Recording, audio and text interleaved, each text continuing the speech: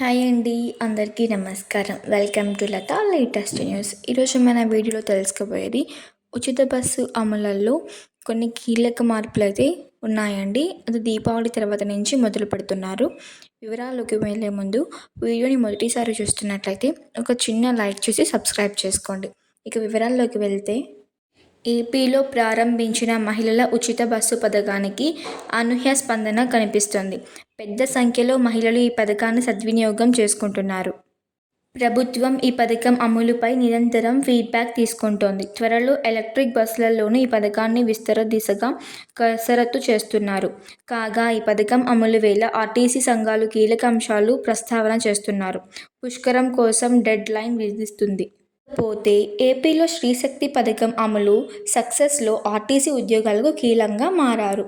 కాగా ఈ పథకం అమలు వేళ ఆర్టీసీ కార్య సంఘాలు తమ సమస్యలను ప్రధానంగా ప్రస్తావిస్తున్నారు. ఆర్టీసీ బస్సులు సిబ్బంది కొరత పుష్కరాల్ని చర్య తీసుకోవడానికి కోరుతున్నారు.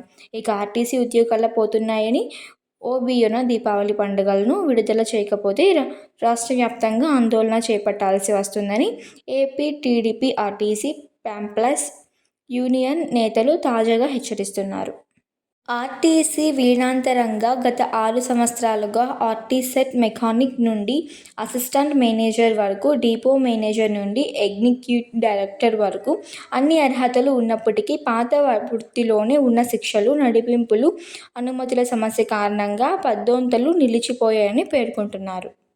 ఇకపోతే ఎన్నోసార్లు ఈ సమస్యపై ఏపీ టీడీపీ యూనియన్ నిరంతరం కృషి చేయడంతో ఆర్టీసీ యాజమాన్యం ప్రభుత్వం అనుమతి కోసం లేఖ రాస్తుంది. ఆగస్టు 18న ముఖ్యమంత్రి గ్రీన్ సిగ్నల్ ఇచ్చినప్పటికీ జీఏపీడీ శాఖలో ఫైలు పెండింగ్ ఉండటం వల్ల ఇప్పటికీ జీవో విడుదల కాలేదని ఆవేదన వ్యక్తం చేస్తున్నారు.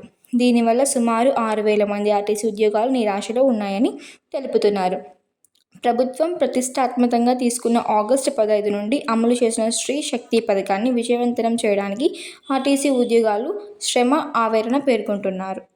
అయితే బస్సులు తక్కువగా ఉండటం, ప్రయాణికులకు అధికారంగా ఉండటం, సిబ్బంది కార్యతో తీవ్రమైన పని ఒత్తిడితో ఉద్యోగాలు పనిచేస్తున్నారని కార్మిక సంఘాలు నేతలు చెబుతున్నారు. ఇక శ్రమిస్తున్న సిబ్బందిపై దాడులు జరగడం అన్యాయమని ఆర్టీసీ అధికారులు ప్రభుత్వం చర్యలు తీసుకొని దాడులు చేసిన వారిపై కఠిన చర్యలు తీసుకుంటామని డిమాండ్ చేస్తున్నారు.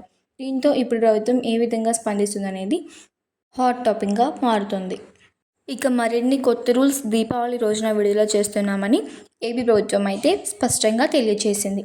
మరిన్ని వీడియోస్ కోసం ఒక చిన్న సబ్స్క్రైబ్ చేసి లైక్ చేసుకోండి. Thank you for watching my video.